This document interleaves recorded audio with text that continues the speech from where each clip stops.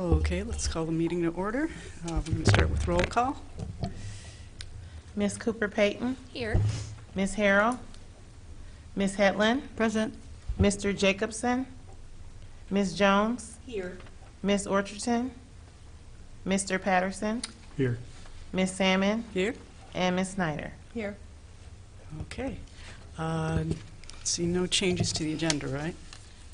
There's a small change. Okay. We have Mallory Morris from One People Summers Arts Camp is going to actually go first in the grant presentations. Oh, okay. And the next few will move down. Okay. Thank you. All right, very good.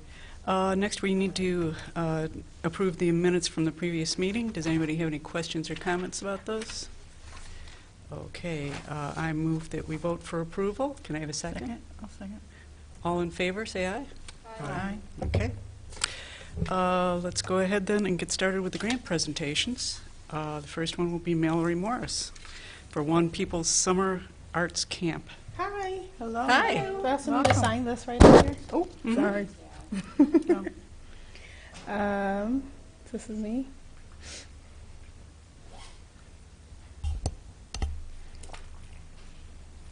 Oh, sorry.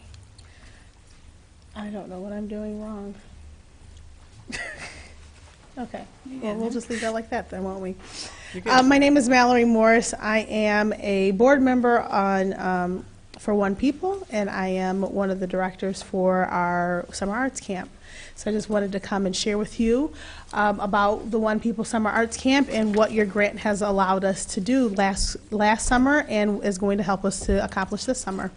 So One People is a not-for-profit organization committed to serving the local and global community through the arts. In the spring of 2014, we noticed that there was a lack of free and accessible summer programming for students.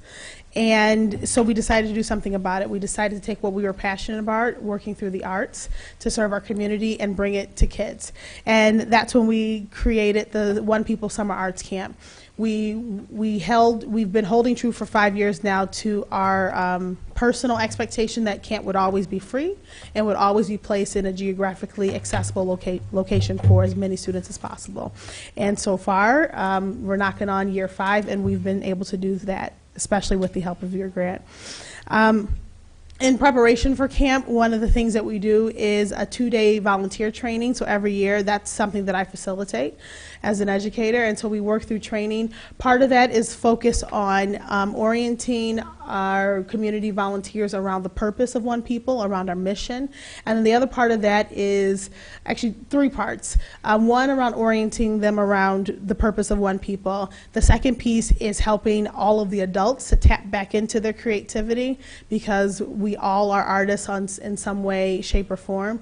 And then the third piece is how do we capture kids' attention, and how do we bring that to them? How do we create engaging programming so that they are excited and they're able to tap into their potential and potentially start exploring some art forms that maybe they had not thought about before. So we work with a lot of volunteers in the community in order to do that. Specifically what camp looks like, we have volunteers from all over the community who come together to provide this unique experience for students. We offer multiple what we call creative communities. So over the past several years, we have covered vocal performance, creative writing, dance, bucket drumming, visual arts, engineering, and media arts, among a few other things that I can't specifically remember because we've added in so many over the years. But students get to choose one path that they follow for the entirety of the week. And during that time, they work with people who are experts in their fields. And so, as a former English teacher, I do teach the creative writing group. So I'm particularly partial to these children right here on the screen. And so during that week, they spend, it's about 15 contact hours that they get with that, what we call creative coaches. 15 contact hours, and the goal is to create a product that they will be able to present to the rest of the camp body and their parents and family members at the end of the week. So in addition to working with their creative coach, students also get to hear from local artists at the end of each evening. So we invite people from the community to come in and share with kids what they do. in their own personal work, how they choose to be creative, how they bring visual art to life, or how they use music in their work. Or it's been a pleasure. We've even had some teachers in the community who come in and talk about, well, this is what I do on the side. And so kids recognize these adults and they go, wait, what? You draw comic books? I didn't know that. And so they get to find out interesting things about these adults that sometimes they see in different spaces, but they didn't know that those personal things about them. In addition, so as if that wasn't enough, right, 15 contact hours with this coach, meeting and working with creative guest artists. In addition to that, we also one of our goals, a part of it being free. We hold it in the evening. We thought that that was an option that wasn't available in our Urbana-Champaign community. Most camps are offered during the daytime, but we thought, there are parents who also need programming for their kids at night. And so that's something that we've also held true to. So we hold it in the evening, and we also provide dinner every single night. And that's with the generosity of restaurants around town who donate those services to us. And so the grant, donations, volunteers, all of that helps to keep this program running year after year. The culminating event, for the last 2 years, we've been particularly pleased because we've been able to push the product that the students have created beyond just the walls of the school we've been working in. So 2015, the students' work was on display at the Krannert Art, 2016, students' work was on display at the Krannert Art Museum during the summer. And just last year, student work was on display in an exhibit at the Independent Media Center. So they hosted the Rubik's exhibition last year, which culminated in One People gathering at Pizza M in Urbana to celebrate those efforts. So it's just been a pleasure to be able to serve these kids. This is the group of kids who participated in camp last summer. To be able to bring this sort of service to them, and we would not have been able to do that without the help of your grant. It helped to supply a lot of materials for kids to work with. Everybody who works on camp does so free of charge, and so everything that we pull in, we're able to put right back into camp and getting them T-shirts. And so every year kids, get their shirts. And I work in a school building, and one of the highlights of my day is when I just happen to catch a glimpse of a summer camp shirt in the corner of my eye, and I always grab the kid. I'm like, stop! I'm taking a picture. And to see them, they're like, oh yeah, yeah. And they say, and I have the purple one, and I have the red one, and I have the blue one. So they have shirts for multiple years. And so, One People is incredibly committed to serving the community. That's something that matters a great deal to us. The work isn't easy and it isn't free, and so it does mean a lot that you saw value in the work that we do and you granted us these funds. It's our hope that we will continue to have a positive partnership with the city of Urbana and keep serving our kids. And we encourage anybody who may be listening and those in here to check out our website for this year's camp. The theme is nice. Isn't it nice to be creative? Isn't it nice to write? Isn't it nice to dance? Isn't it nice to be free? To take some time to take a look at it and see how maybe you could continue to invest in our kids through either volunteering or donations. We never turn that down. So I just want to thank you once again for your support of One People. Okay, thank you. I have a question for you. Yes. Yeah, what's the age range? 9 through 14. Okay. And then we do encourage students who age out to come back and volunteer, and we have had a few students over the past few years who come back to work in different creative communities that they previously were part of. Great. Did anybody else have questions or comments? Okay. Well, thanks very much. Thank you so much. We're glad you're doing that program. Oh, I'm glad I am doing it too. It balances me out from the school year. Thank you. All right, thank you. Okay, next we're going to have Matt Cho. He's going to be talking about two projects, Urbana Love and Sip Yard. Hello, good afternoon. Hi. Hi. Welcome. Do I have presentation materials, like the time lapse and, yeah. I think it's easier to just see things versus talk about them. But yeah, I'm here to talk about two grants that we received last year. One was for under Shipyard, we had a graffiti workshop and demonstration. And the other is for the summer movie nights that we've rotated around downtown, and this year we did it at Ray Street with the help of Glenn Davies, who's a local artist that painted the movie screen. So, I might have to go put it on a flash. I thought you were bringing it Oh, up, okay, so I'm cool. sorry. that's can right. I do can, that I while you're can, I talking. can keep talking. Yeah. Okay. I'll be right back. So yeah, I guess the first thing would be Urbana Low, the summer movie nights. This was our 4th year. Basically, we try not to complicate things. We show a movie that tends to bring a lot of families and youngsters out, and by doing so, we try to activate it pre-movie wise with either events, music, or some kind of activity. Downtown, I think, has the perception of being like you have to spend money in a downtown to participate in there, and so that was one of the responses is, how do you do something that's completely free, completely like no strings attached, like come out and enjoy summer in downtown. For the Shipyard, the graffiti workshop, that's been a little bit more interesting. Just my expectation for opening something like Shipyard was to see possibly an emergence of more artists that would do larger scale work. Not to say that anything that happened so far has been kind of negative, but it's just been interesting to see like kind of the type of artwork or the type of expression of creativity in Shipyard. So with this grant, we were trying to get a graffiti artist to actually show the process of how do you create something maybe at your desk or at home and refine it before you actually go out and put it up. A lot of times what we see at Shipyard is a lot of scribbles and spur of the moment type stuff, which is not wrong at any chance, but like the idea was to actually kind of showcase that there is an artistic process behind graffiti. It's not just this kind of vandalism type thing, and I think Shipyard within its boundaries presents an opportunity for a lot of people to mess with that kind of medium. So.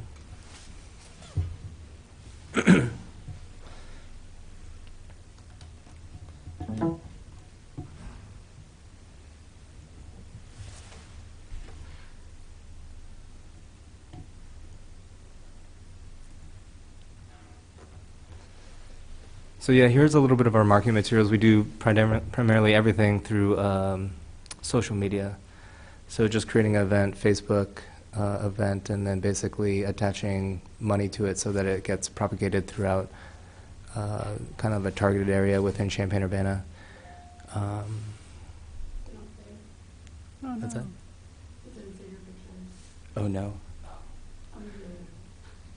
Okay. Well, I guess the next I can describe it. I saw someone printed out the report, but I guess there were crowd shots of kind of the experience that people were having. We were really lucky this year to have 3, I guess, evenings where it did not rain. Usually that's the hardest thing with outdoor events is to, you know, cross your fingers about the weather. And luckily this year we had 3 relatively normal, not too hot or too cold or too wet days. I think the total head count was just under 1,000 people, so about 250, 300 per night. I don't know what else. Let's see if the time lapse worked. Oh, so here's Banding Hendrix was an artist that applied. We kind of just did like a Facebook call, and he was in the area. He was doing something in Peoria, saw the Facebook ad, and contacted us. And so he presented a couple ideas, and this was one of them. It matches the style of his work. He originates from like the Oakland Bay area. Somehow he has some sort of connection to Peoria, has done a lot of work there, and like any graffiti artist has kind of jumped around town or jumped around the area to find opportunities to do the graffiti work, but also is being paid by other kind of commissions. So this is kind of the process. Is this the time lapse? I guess it did not work. All right, that's okay. But yeah, that's kind of just the snapshot of what both those events were. Not a lot of imagery, but yeah. Okay, great. Anybody have comments or questions? Go ahead. You know, I think this is great. It occurs to me that one of the things that we might do as a commission when we report to council, like on an annual basis, is some impressive numbers would be how many people are impacted either by attending events. I mean, these numbers were, really great. And if we add these up for all of the activities we support, how many artists or teachers, artists and teachers are involved in making this happen with either people who are getting training or people who are attendees in audiences. The numbers, I think, the numbers speak to, the impact is the psychological and aesthetic impact, but the numbers really speak to, also to how large that is. So I think it would be very good for us to present those numbers cumulatively as we, make annual or periodic presentations to the mayor and council. Anyone else? So that's not specifically to you, Matt, except that you've contributed a lot to it. We'd like to keep track of the numbers, so. That's great. Can I just make Go a ahead, comment? Barb. I found, I do this for another not-for-profit, and I keep the database, and I found it's been very helpful at the end of the year when you're trying to fundraise, and you tell people how many people benefited from your efforts. It does make a difference.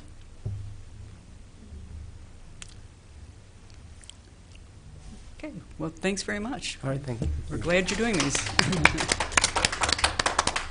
Okay. Just a note for the commission, I'm Yes. going to send along Matt's presentation that was sent to me in an email. It just got a little corrupted when we tried to put it here. Okay. So I'll send it to you all so you can see it as well. Okay, sounds good.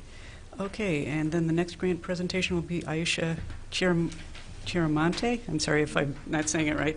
Capoeira in Angola of Illinois. And the project was Capoeira Angola for Kids. Yes. Yeah. So, my name is Aisha Keramonte, and I had the opportunity to share with the Urbana schools, Capoeira Angola, and the grant focused mainly in the elementary schools. So I got to work with 4 elementary schools where we did a total of 5 classes, and then we did a performance. And, depending on the school schedule and what setting they wanted the performance to be, we had an opportunity to do it in kind of in one classroom. And we also had an opportunity to do a school-wide assembly. So that allowed not only all the children in the school, but also the parents that came to watch. And I have a little clip here of one of the presentations that was actually done in actual, like they invited, like I think it was one classroom to come and view because of their scheduling. They weren't able to do an assembly. But, we can see a little clip of the kids coming in and kind of seeing, and this is 3:30. Yeah, that one. Maculele ao vida, sou maculele, somos acima da carreira.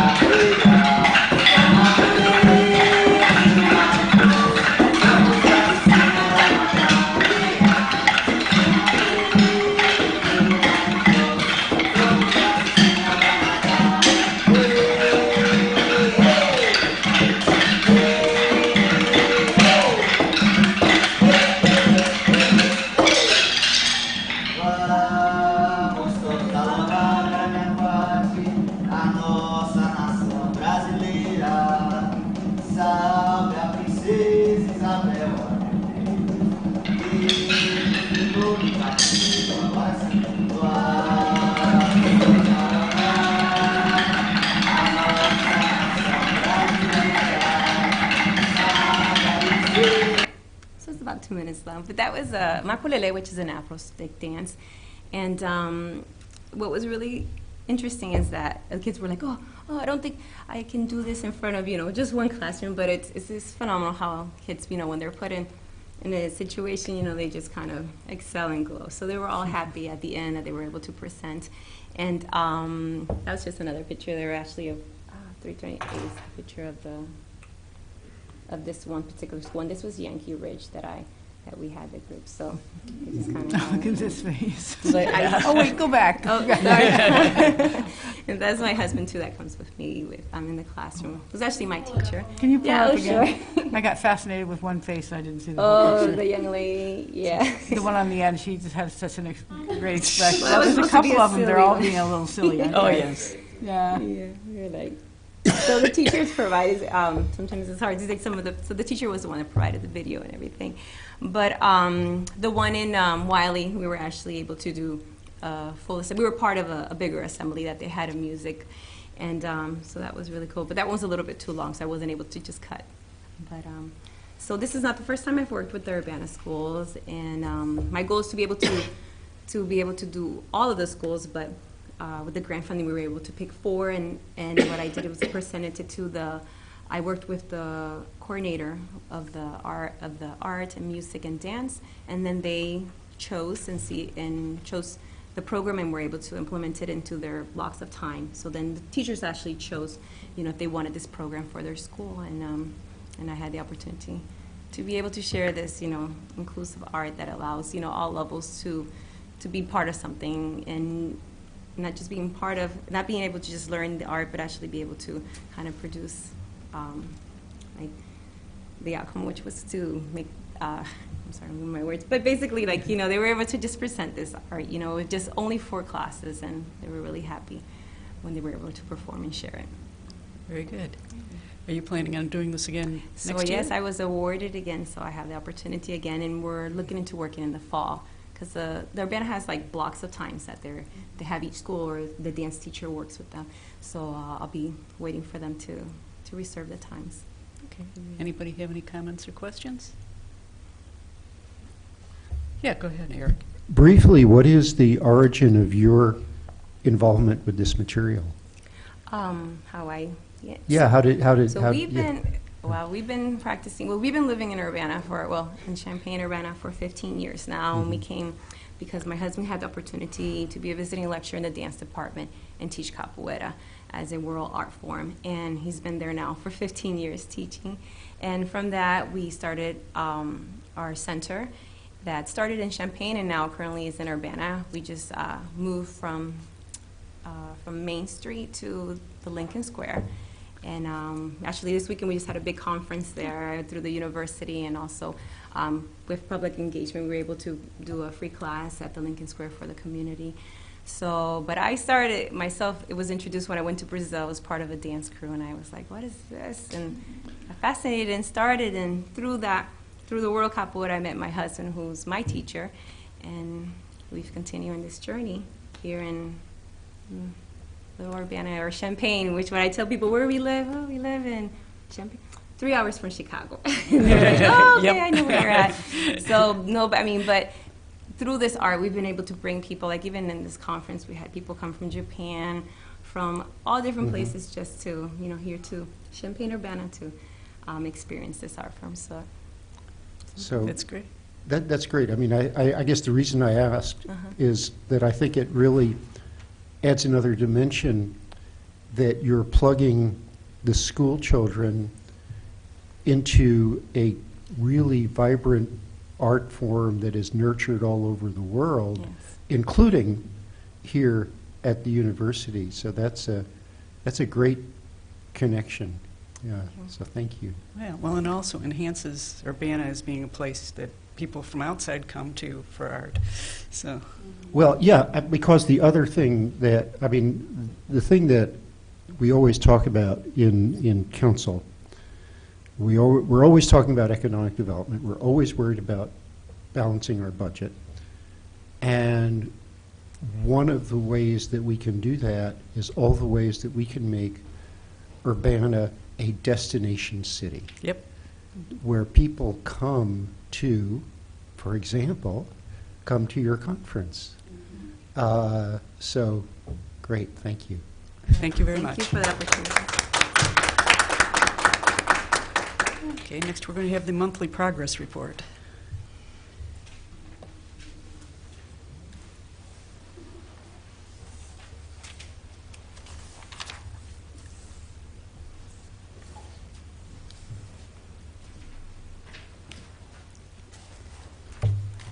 Good evening, I think it would be, evening. And I wanted to say, actually, because I follow Aisha tonight, that as part of the 16th Annual Capoeira Angola Conference, we also were privileged to have a demonstration at Art in the Square this past Saturday of the Capoeira Angola conference attendees and children. Local folks who participate in Capoeira Angola, but also a lot of the members that came. So a big thank you to Aisha for that. Tonight you're going to get a staff report from me, and then we're going to have a discussion of the jury selection for this year's 2018 Urbana Arts Grants. So this is your March report. I'm going to begin just briefly by mentioning that our Urbana Arts Grant juries wrapped up this past Saturday with our second juries meeting. So I will come back to this topic at the very end because we're going to have a discussion of the selections for this year. But one of the things that I'm happy to announce is the reception associated with the Urbana Arts Grant. Again, I mentioned it, I think, last month, but this is a save the date for everyone listening. Thursday, April 26th, from 5:30 to 7:30 at Broadway Food Hall, we're having the Urbana Public Arts Sneak Peek, is what we're calling it. But it's going to be the celebration of the different grantees and also, in general, an artist mingle. So we're encouraging lots of people to come out. We're also pursuing a couple of local music groups to perform at this event, so I'll have an update on that soon. Just as a reiteration, Artist of the Quarter remains up for the remainder of March, and it is followed by, on March 26th at 7 p.m., our family-friendly closing reception that'll be held at the Urbana Free Library's Lewis Auditorium on the lower level.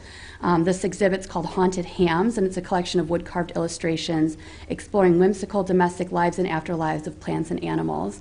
Of course, if anyone's interested in purchasing art pieces, we get them in touch with the artist, and the works on display are, the majority of them are for sale. I'm excited to announce that our next Artist of the Quarter exhibit will feature Dodie Buzzard, who is a watercolorist and lives at Clark Lindsay in town. She's going to be turning 99 years old during her arts reception. So her reception is also scheduled for Friday, April 13th. You can remember Friday the 13th. She's going to be having an arts reception that'll begin at noon, and we are having vans of attendees from Clark Lindsay, but we encourage the whole community to come out and not only celebrate her art, but the title of her exhibit is The Story of My Life, and we're also going to be celebrating her birthday, which will actually be the day before, if I'm remembering correctly. And where will that be, please? Did you say? I'm sorry. The 13th. Where? Friday the 13th, here at the City Building. Yeah, Here at City one Hall. recently. It was in another site. Okay. That's right. Thank you.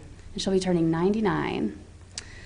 Our recent Art Now episode for March features DJ Trio Dance Music Therapy, Kamau Grantham, Terrence Stevenson, and Mickey Johnson. If you are not familiar with Dance Music Therapy, you can know it as an 8-hour intergenerational, very inclusive arts celebration event that happens throughout the summer. Dance Music Therapy had a couple of events that were especially well attended last summer out at Crystal Lake Park House and Sip Yard. And they're 8-hour dance sort of festivals where people just get together and dance. People bring their children, their dogs, all kinds of people. And we had featured them recently on Art Now. But they also announced that they have a partnership all summer long with the Urbana Park District. And so they're going to be out, I think, 8 times or so, 6 to 8 times this summer, just at the Crystal Lake Park House, organizing their dance music therapy events. But this is the first DJ trio we've been able to feature on Art Now as well, and so that's very exciting. These, of course, air every Monday at 6:30 with reruns on Tuesdays and are available on YouTube. The next Art Now episodes feature Dodie Buzzard. One thing that's unique to Dodie's exhibit is that to be accessible for her, someone who doesn't want to talk very long, she's up in years, we've decided to have her Art Now episode air at her reception with her request. So we were able to kind of feature her on Art Now and then have that be part of Artist of the Corridor. And then we'll also have Pridika Rajaria in May and Cynthia Oliver in June. Art in the Square continues, and we're beginning planning for Art in the Market. These, again, are the second Saturday of the month, arts activities and performances at the Farmers Market. This past Saturday on March 10th, we featured poetry and music from Shea Robinson and Mike Ingram. And we also featured a short demonstration, as I mentioned, from Capoeira Angola Center of Illinois. The next Art in the Square is going to be a featured performance for Boneyard Arts Festival. I'm not going to say the name because we're still confirming, but it will also be in conjunction with Boneyard, and we are also having demonstrations on the stage. So if you came out to the farmers market, you also saw the stage for the first time. We're wanting to very figuratively and literally elevate the performances at the farmers markets. So we're not only exploring perhaps figuring out some funding for a stage, but we're also able to borrow this stage for the indoor market from Lincoln Square. So that's been wonderful. And we're trying to explore that for the outdoor market, what we can do. Another save the date of great importance is our big Urbana Celebrates the Boneyard event. This is coming up on Saturday, April 14th, and we're going to have it in the afternoon this year, so it'll be from 1 to 5 p.m. If you've done the math, it follows our Art in the Square that day. So we'll have a performance of Art in the Square featuring some short demos from the new arts business owners that have sort of moved into Lincoln Square recently. These include hybrid performance arts, Capoeira Angola, and Aikido. And then we'll be followed by our Urbana Celebrates the Boneyard event. This is a family-friendly event. We're again going to have some flow arts out at that space, and we're going to have dance music therapy, giving some sort of a mini version of their 8-hour dance festival. And we'll also have a bubble display, face painting, puppet performance, and art stations featuring arts and crafts for the whole family. And so that'll go from 1 to 5 p.m. We also continue to offer our Young Artists Studio, and we just recently had one this past weekend as well. It was featured perler bead art. These continue to happen each month, and we're wanting to continue this collaboration with the library. The next one that we have is on April 15th. This workshop features Navajo artist Beverly Smith leading a Navajo storytelling through art workshop, inviting youth to hear a story, Bahe Whitehorn's Sun Painters, and it's going to be followed by a guided art making with youth exploring their own stories and translating them into art pieces. The workshops are always held from 3 to 3:45 at the Urbana Free Library's Children's Department, and they've been once a month. We also have been pulling together, with the help of interns, these artist spotlights to be featured in the Public Eye newspaper. This next one features puppeteer and performance artist Mark Enslin, and it will be as part of the, and that's actually incorrect, I'm sorry, the March Artist Spotlight for the Public Eye. Again, the Public Arts Program does serve as an integral part of the Urbana Planning Committee for Boneyard Arts Festival. We are still soliciting venues and artists interested in showcasing their work. And either venue owners or artists who are listening should also consider, if they do use social media, to make use of a Boneyard Arts Festival group on Facebook. In addition to the page that's on Facebook, there is a group that's been a great place to connect, but also as a committee member, together with others, we've been soliciting participation, reaching out to local businesses all over the Urbana area. So we're continuing to work with that and want anybody interested to get in touch with us. The deadline for submissions is, actually it's not on here, excuse me. I cannot remember the deadline, but it is towards the end of March, so that's coming up pretty soon. I also wanted to give you a brief social media engagement report. We've seen an increase both on our Facebook and Instagram accounts with activity. And so this is the numbers as they stand right now. We have 1,703 fans on Facebook, 1,989 on Twitter, 665 on Instagram, and 1,510 followers on our MailChimp account. And again, we continue to invite people to tag Art in Urbana as they are sort of Instagramming, tweeting, updating social media accounts, so that we can continue to see what our residents in Urbana are noticing as creative moments and creative venues and creative spaces that are in our town. And we continue to offer opportunities for volunteers. We do have an online form. at urbanaillinois.us/arts support, and encourage anyone interested to fill out a form there to volunteer. And that's the end of the staff report. Okay, well, I guess we're moving on then to Urbana Art Grants Program. Oh, and I do remember, I did want to add just one more thing.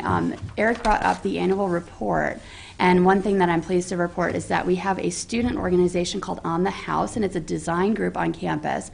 I'm working with them. Once we pull those numbers together, they're actually going to put them into a beautiful annual report for us, and they're great. volunteering their time for that this year. So that's exciting. We'll have a printed version. So that brings us to grants, which are really fun to talk about. So I'm going to go over what the jury selected in each category, and Brandon's passing around all of the results of the juries and what they've selected this year in our 4 categories. That's individual, group, nonprofit, and festival.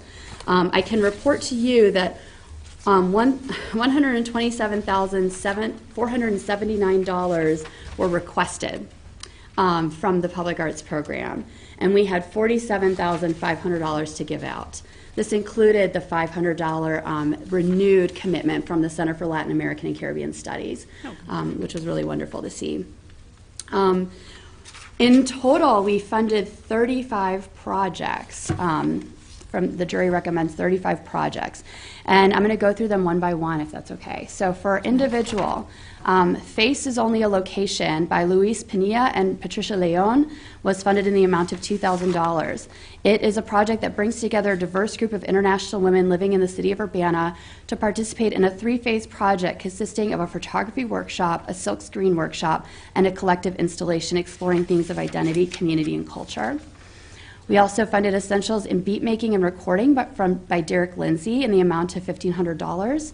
This, again, is a hands-on interactive music and audio workshop that addresses the needs of young creative people in the city of Urbana who have ambitions about learning about music and audio but don't have access to do so because of financial or accessibility barriers.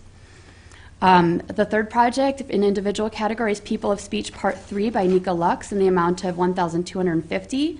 It's a photography project inviting subjects, all 60 and older, to identify a word that they feel reflects them as an individual. The participants are then invited to sort of embody that word as they receive an individual portrait session with Nika. The resulting images will be exhibited within the city of Urbana. Then we have The Magic Lantern by Eka, a city sponsorship of $1,500. This introduces the art of animation in a series of events to a general audience by combining both traditional and digital media. The project features 2 events to engage the audience to view animations and interact with the medium in unexpected public settings. Then we have Empowered the Series by Jared Finn. This is in the amount of $1,000. It's a 10-episode web series focusing on a group of teenage girl superheroes as they further develop their powers and are united in efforts to rescue an endangered friend and fight a threat to their very existence. The funding will be used to create a pilot for this web series. Safety Blanket Podcast by Albert Stabler is in the amount of $1,000, and it's through creative storytelling. Students will combine and alter anonymous accounts of community beliefs around public safety and policing. This will form the content of a podcast called Safety Blanket, focused on creative documentary storytelling. We also have A Window into Their Worlds by Sherry Williamson in the amount of $500.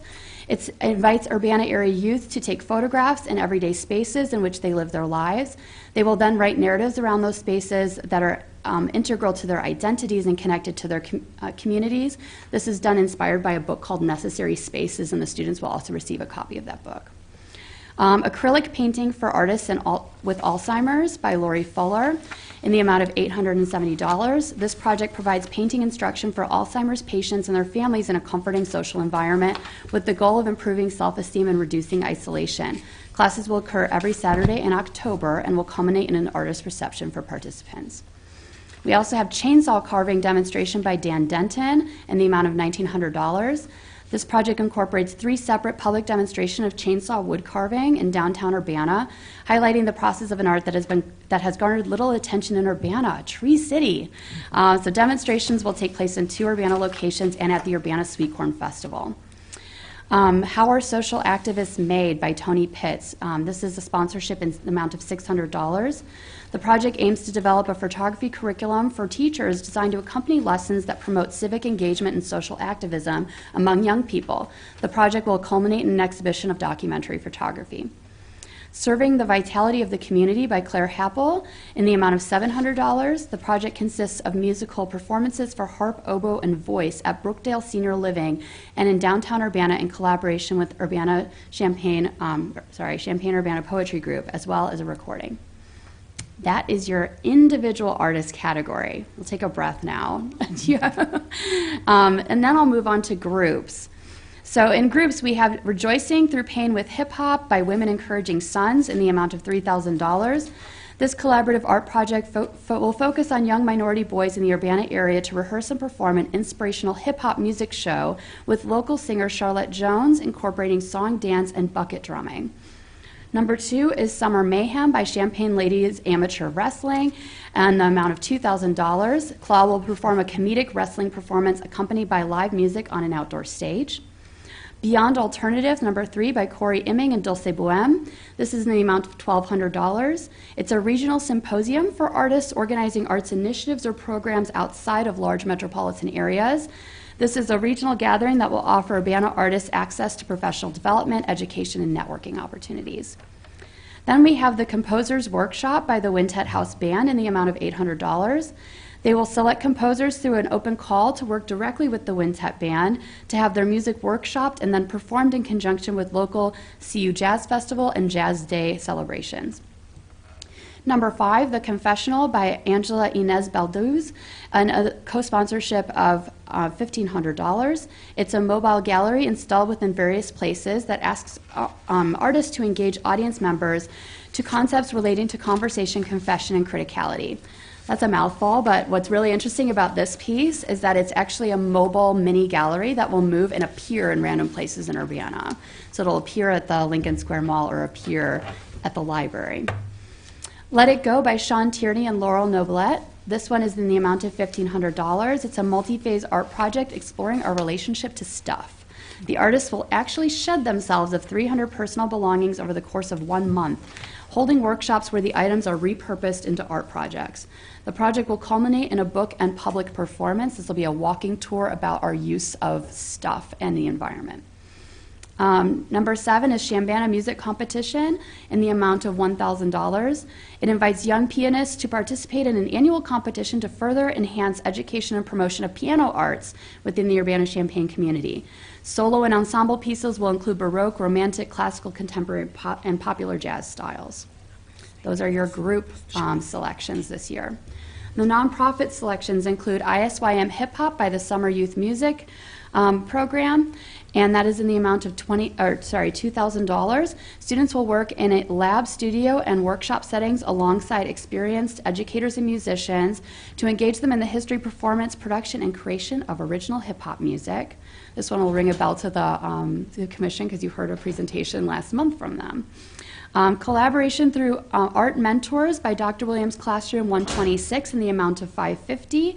First graders at Dr. Williams Elementary will collaborate with Urbana High School students to collaborate on sculpture work that will be exhibited at Meadowbrook Interpretive Center as part of the 2018 Boneyard Arts Festival. The Composer's Toolbox, number 3, 2018 Cuso Youth Concert, city sponsorship in the amount of $500. They will provide 4 youth concerts, providing a valuable educational experience to more than 3,000 elementary school children in 40-plus area schools. Number 4, Neighborhood Pop-Up Playdays by Coop Adventure Play in the amount of $1,500. Coop's neighborhood pop-up plays cultivate artistic expression through inviting Urbana area youth to engage in self-directed free play with raw materials to explore their own creativity. Umoja and artistry workshops by the Urbana-Champaign Independent Media Center in the amount of $800 is your number 5. As part of the Umoja and artistry workshops, Sakani Reed will teach 2 workshops to youth and adults respectively and curate a showcase of art by participants and community members. Number 6, All Around This World Comes to Urbana, is a joint application through the Urbana Park District and Urbana Free Library in the amount of $800. The Urbana Park District and Free Library are bringing national musician and educator Jay Sand of All Around This World to Urbana for multiple free activities exploring world music and cultures. Urbana Pops Orchestra, in the amount of $2,000, will offer 4 free recitals, 2 orchestral concerts, pit orchestra for the Urbana Park District's youth musical, and on-the-job education for student musicians. Kudo Plays board game competition in the amount of $530 is a 6-month-long competition in which local artists and crafters collaborate to design and create an original board game. Those were your nonprofits. Now we're to festivals. 2018 Boneyard Arts Festival from 40 North 88 West in the amount of $2,500. It's a 4-day event showcasing the broad range of creative activity flourishing in our community, bringing together local artists and businesses. In number 2, we have the 18th annual Read Across America celebration in the amount of $1,500. Provides a very exciting atmosphere where storytellers read to children and model the joy of reading and read their works and relate short stories. They have booths to continue their presentations and interactions with event visitors. Number 3, Midwest Mendang 2018 from the CU West African Drum and Dance Collective in the amount of $2,000. It's a festival of African culture from world-class master dancers and drummers to showcase their talents, teach classes, and include community performances. It's nationally recognized as an African Drum and Dance Festival of the Midwest. 2018 Champaign-Urbana Folk and Roots Festival in the amount of $1,500. It's an all-volunteer run festival to bring many different organizations to present, I think, well over 70 free or low-cost, all-ages activities in folk performances. The Asian American Pacific Islander Heritage Month Asia Fest celebration in the amount of $1,500 is number 5. It's a family-friendly, interactive, multicultural, and educational event for all ages and backgrounds. Heartland Maker Fest 2018 in the amount of $1,500 is a 1-day family-friendly event that celebrates arts, crafts, engineering, music, science, and technology in a do-it-yourself spirit. The festival has a focus of making, not simply on finished product. Number 7, Urbana First Fridays in the amount of $2,500. Again, offering First Friday activities, cultural events, retail deals, dinner specials, and fitness activities, mostly free events, and the content of the festival charges the creative power of Urbana. Matsuri Japanese Festival in the amount of $1,500. It's a 1-day festival of Japanese arts and culture with performances, demonstrations, displays, and food. And number 9, the CU Jazz Festival, Renee Marie and the All-Star Big Band, a city sponsorship of $500. Vocalist Renee Marie will perform with the All-Star Big Band, a collection of local jazz musicians, and share her personal story through workshops and a performance as part of the Jazz Festival.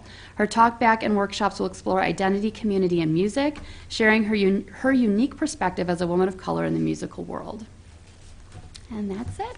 That's all of them. That's quite a many. It's Very good. actually 35, Yeah. in case you wanted to know. That's great. Well, I was glad to see that a lot of them involve Urbana citizens, and also just there's a wide range of things here. Such a wide covered. It's range. great. I think this is one of the better years, so, Wonderful. yeah. Go ahead, Eric. So I was interested in the chainsaw art. Yes. And the reason I'm interested in that is every once in a while, our arborist has to take down a magnificent old tree that That's has right. become a hazard. Ah. And it would really ease the pain if we could, as a matter Repurpose? of course, if we could recycle, if we could make that Yeah. tree stuff available for chainsaw art, if we could turn it into, art objects. So I wonder if we could, make that connection between, I guess it was Dan Denton. It's Dan. So Yeah. I don't speak for him, and I won't recall it exactly, but I do know that the way that he selects trees is pretty thoughtful. Yeah. So it'd be great piece for me to bring back to him too, and maybe have him elaborate a little bit about. Yeah, if I believe his application does include some details about how they're selected. okay, yeah, and yeah, maybe these trees won't be suitable for him, but maybe they would, and because people get really emotional about that. Oh yeah. And- Well, these and- are already. I know he gets them from a local place in Urbana. Yeah. And there are I mean, they're already chopped down. Yeah. He is repurposing them. I just can't remember exactly where he gets them from. Okay. Yeah, but it's a good piece I'll bring back to him. Yeah, yeah, if we can, just make a bridge between him and our arborist. Yeah. So that in case that is suitable, it would happen. Yeah, it's a great idea. Would it be useful to also find a way to publicize some of these things on the city website? Yes. When we know that the dates are actually going to happen. So unless everybody's listening right now on television, they'll get a notice tomorrow for certain about whether they've received funds, and then I'll also upload this document, and we'll send out a press release, and we'll announce it to the media, all these different projects, and put it up on our website. Yeah, well, it'd just be nice to have an ongoing events kind of thing Yes. for those that we're sponsoring. So. A calendar, absolutely. Mm-hmm. Anybody else? Go ahead. Do you, from year to year, do the amount of applications stay the same, or do you get an increase or decrease? So I was fascinated. I was really eager to see how many applications we would get because we did have a spike last year. This year's actually pretty much in line with previous years, surprisingly. I thought the spike would continue, especially because I gave 5 workshops.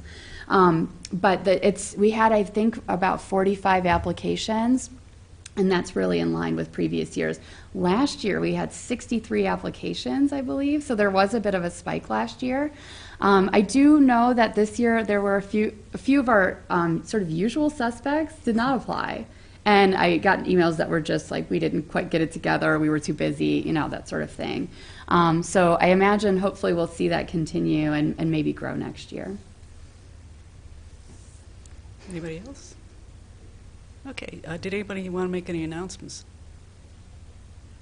Okay, in that case, I move that we adjourn. May I have a second? Second. We're done. Thank you for coming.